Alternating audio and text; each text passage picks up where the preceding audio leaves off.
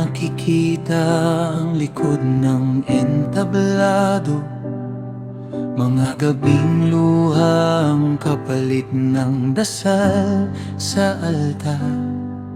Nakikita nilang pagtayo sa harapan, pero hindi ang sugat na tahimik mong dala.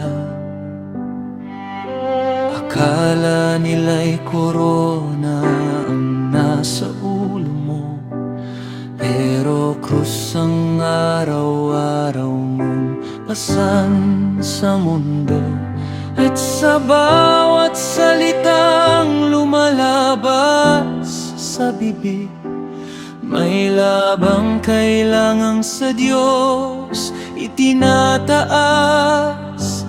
May mga sandaling gusto mo nang bumitaw, may mga gabing tila wala ng ilaw. Pero sa gitna ng bigat at pagod, naroon ang Diyos na hindi ko makalimot.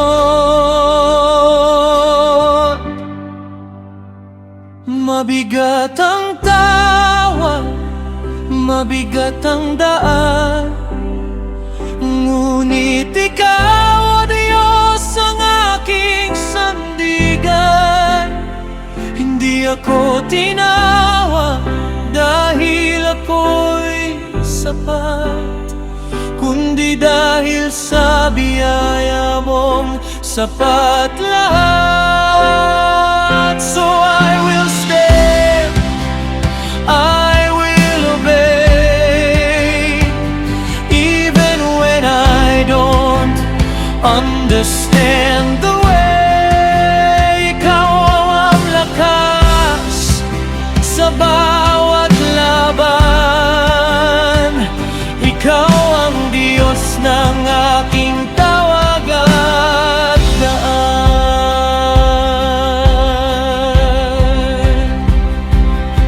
May mga taong ipinagkatiwala mo sa akin, bawat isa'y may buhay na kailangang alagaan.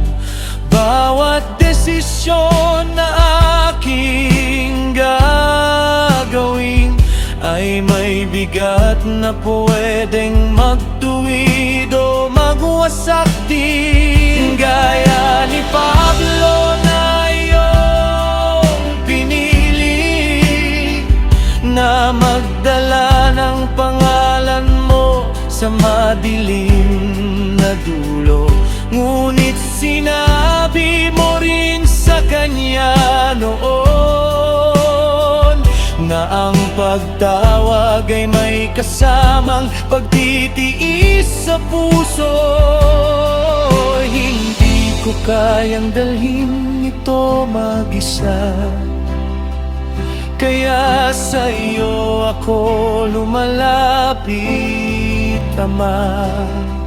Sa bawat sugat na hindi ko masabi, Ikaw ang lunas na aking hinihiling.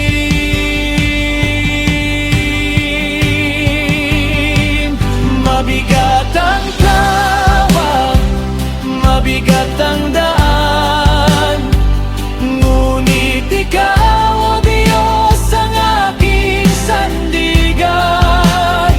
Hindi ako tinawag dahil ako'y sapat, kundi dahil sa biyaya mong sapat lahat. So I will go, I will stay by your grace. I will obey. Ikaw ang lakas sa bawat laban, Ikaw ang Diyos ng aking tawag at daan.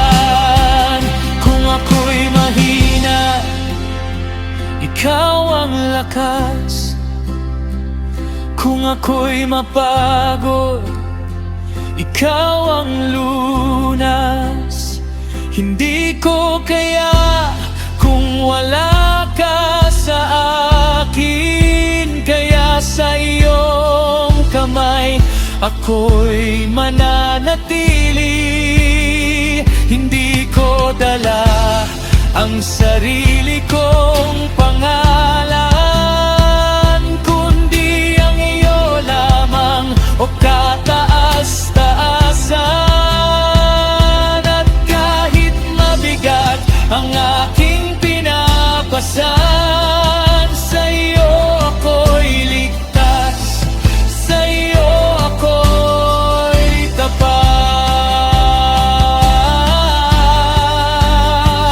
Mabigat ang tawag, mabigat ang daan, ngunit ikaw